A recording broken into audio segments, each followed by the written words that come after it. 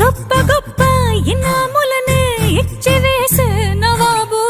నన్ను మాత్రం చిన్ని చిన్ని ముద్దులడిగే గురువు